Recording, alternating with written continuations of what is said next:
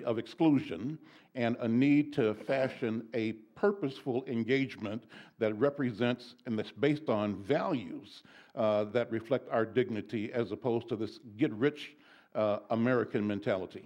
Uh, Thanks. First of all, I totally agree with Professor Kati. Here's the deal. In three of the four major events that he's talked about, African Americans play a very strong role, from Crispus Attucks being the first American to die in the Revolutionary War, us doing our part to end slavery, and of course the leadership afforded during the Civil Rights Movement. I also agree that this is a grand opportunity. The playing field, if you will, is being level because the total situation is in disarray. I was having a discussion with someone yesterday about the defeated myth of the omnipotent CEO. These people who have ripped off folks, everything from the Ponzi schemes to the mismanagement of Fortune 500 companies and financial institutions that has put the world, brought the financial system to its knees. Now, having said all of that, there's also been this period where we did not pay attention to taking care of the planet. I developed asthma at 36 years of age, for example, after a robust and active career. Where did this come from? So it is also forcing us to look at things differently. I tell folks now that the job of the modern day freedom fighter is not solely focused on black folks anymore either. And it does begin at the core of values, and I start with the family. Not only about pursuing riches for the sake of riches, but you can't have 5 children by 4 different women and expect our people to move forward.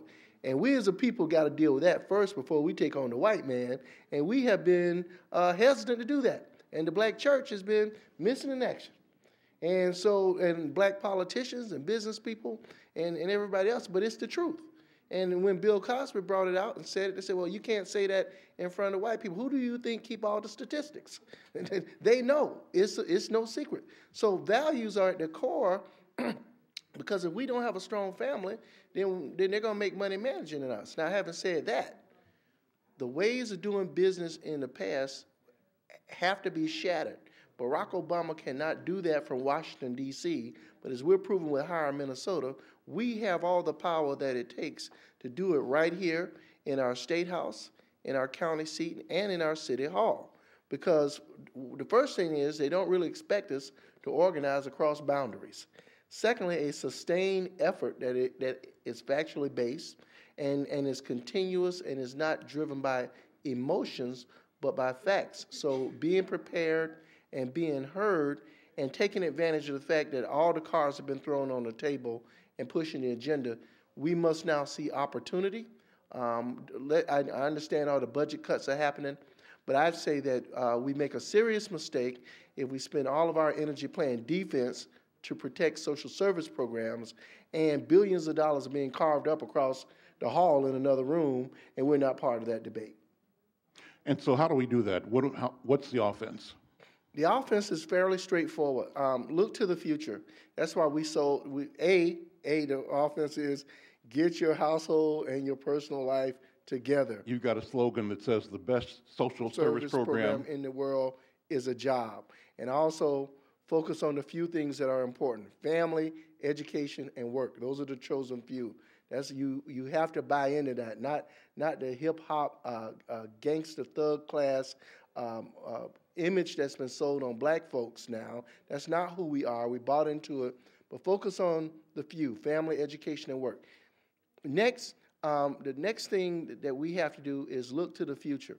Healthcare, while it's in a slump right now, in 2 years there will be a tsunami. I sit on a hospital foundation board. You're going to have to hire tons of people. Be prepared. Infrastructure. There will always be roads and now trains, and we should be part of. It's the biggest expenditure in the state of Minnesota from that whole MnDOT deal. MnDOT is the largest agency. That's where the money is, season in and see out. Renewable energy is the next piece. If we get our young people into the game here, and I'm talking about educating them as young as kindergarten, as well as putting people to work in that area, 20 years from now, we will produce the leaders. And people go, 20 years, wow, that's a long time. Not in a lifetime.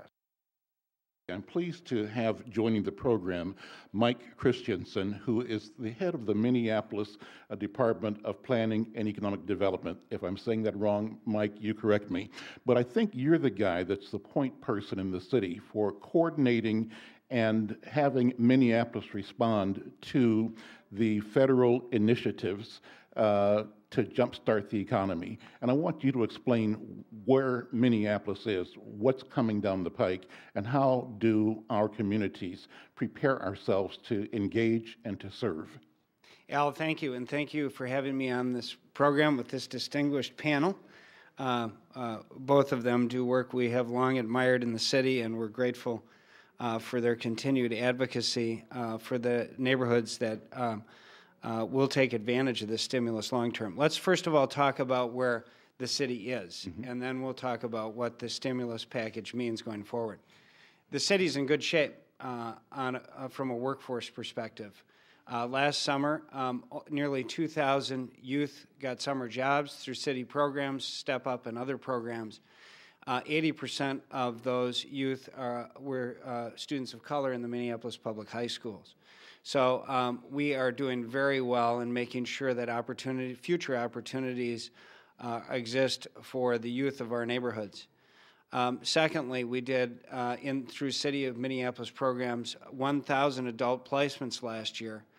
So what does this mean for the city's unemployment rate? You may have seen in the Tribune last week that the city now has once the highest unemployment rate in the state, now the lowest unemployment rate. But that's only a bright spot in a very dark picture. As you're aware, this recession is real and difficult and a hardship in many of the households of the city. We do have unemployment now at 6.9%, well below the state rate, but that's too high. What does the Stimulus Act do for us? Well, a lot. Fortunately, we have a mayor who is very close to the president and has briefed the president on what local units of government, particularly large cities, need out of the Stimulus Act. He's been very influential winning his position with the White House staff on funding sources as critical to us as CDBG, Community Development Block Grants, which flow into the cities and which exist as a crucial source for youth employment programs. And so we are now preparing, in fact, that's why I'm late, and I apologize to you and my colleagues for being late. We're preparing the city's stimulus plan right now and making sure that it will grow jobs in the city of Minneapolis. What are the broad elements or factors of the stimulus package? How much money can Minneapolis expect from the federal stimulus plan? We're still analyzing that, Al, and we know that there will be more summer jobs as a result of the stimulus package than ever before in city history. That much is very clear. On the adult placement side, we're working with Summit Academy very closely on something we call the Green Jobs Institute, convened by Minneapolis Community and Technical College. The founding partners are Summit Academy, the Center for Energy and the Environment, and Dunwoody Institute, and we want to attract other major job training players in Minneapolis to this work. The work that Louis and his colleagues are doing that are breaking new ground for the city is in preparing people for the future green jobs movement. What are green jobs? In the city of Minneapolis right now, green jobs are green roof jobs, construction jobs, residential rehabilitation jobs on the north side.